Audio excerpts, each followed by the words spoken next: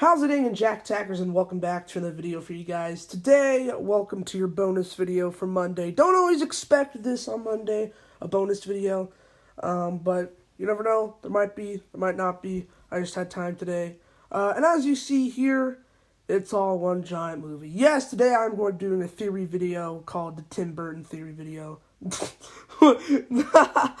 Called the Tim Burton Theory.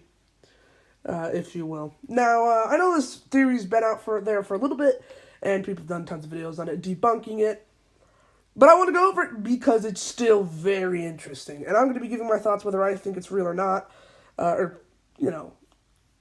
Tim Burton, I think, confirmed that this isn't a true thing, but whatever, it's fun to speculate, and, yeah. So basically, the three movies we're going to be focusing on. And there's only really one major thing that's wrong with this theory other than the fact that Tim Burton himself, I think, debunked it. I'm not sure on that, though. I think he did, though. He confirmed that it wasn't a real theory thing. It wasn't the case that these movies are connected. But there's one major plot hole, if you could call it that doesn't make sense to match up. But other than that, there's a couple little things here and there. Yeah, there's one big thing which we'll go over. So, enough jibber-jabber, let's get into this thing. So, the Tim Burton Theory, it's all one giant movie. I did not make this picture, by the way. You can actually see the person who did on the side if you zoom in, so I don't really need to give the person credits because, well, I already said that it wasn't me who came up with this picture, so anyway. Frankenweenie. Something on my screen. Frankenweenie, Corpse Bride, and The Nightmare Before Christmas are all connected. How, you may ask? Well, some of you might already see it. Some of you might already look at this and are like, something is very similar about each movie. Well, let's get the obvious out of the way. Boy and a dog in every single movie. Well, at least in these movies. So, it starts off with Frankenweenie. We have Victor Frankenstein, who, by the way, spoilers for the movies, if you've not seen these, obviously. Victor Frankenstein, his dog gets killed, hit by a car one day at a baseball game, tries to resurrect him like Frankenstein after he learns in his science class he can do that with frogs and, restart their heart, basically. And then it all goes to kablooey, and his dog dies again, and he kind of accepts his fate. Which is weird. I know at this point in time, in the video, usually people say he gets a new dog, which is Scraps in Corpse Bride. Well, my theory is it kind of makes sense almost, because it's like Frankenweenie is like half man, well, not half man, but he's like a zombie dog almost, right?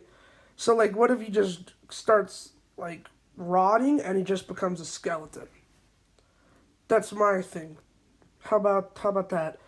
Although, to be honest, I haven't seen the Corpse Bride. Let's be honest. But I know there's a corpse, and I'm pretty sure the Corpse Bride, the actual bride, has Scraps before. I don't think it's Victor. And yeah, coincidentally enough, Victor is the guy's name in Corpse Bride. But the main thing that's wrong with this is that, so basically Victor Frankenstein from Frankenweenie runs away to England, and then, because he's sad about his dog or whatever, and then he gets adopted by this new family that renames him. I forgot his last name, but he's still Victor, blah, blah, blah.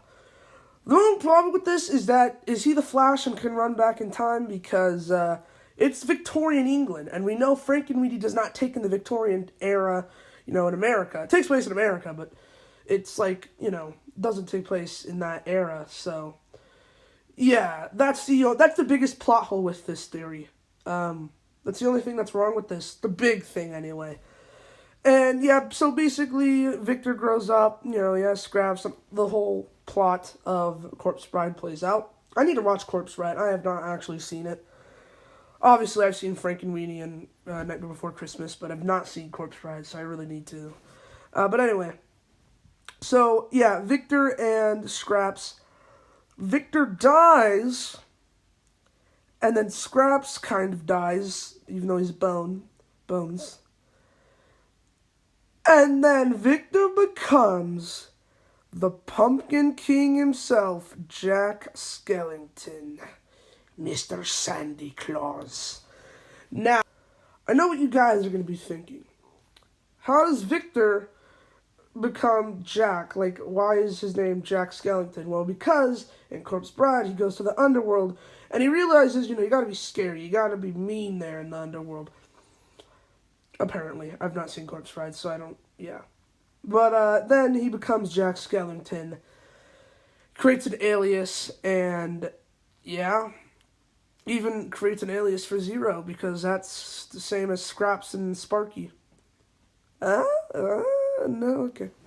No, but it's interesting, because then he becomes the top dog of Halloween Town of the underworld, and the same Jack Skellington is Victor Frankenstein. Wow, right? Crazy. Anyway, it's just interesting to think about. I don't know. Take this with a grain of salt. Let me know what you guys think of this theory down below. I thought it was really awesome, so yeah. Hopefully you enjoyed this bonus video for today. I thought it was Halloween, so it was kind of a spooky video to make because Tim Burton, I don't know. But yeah, thank you so much for watching.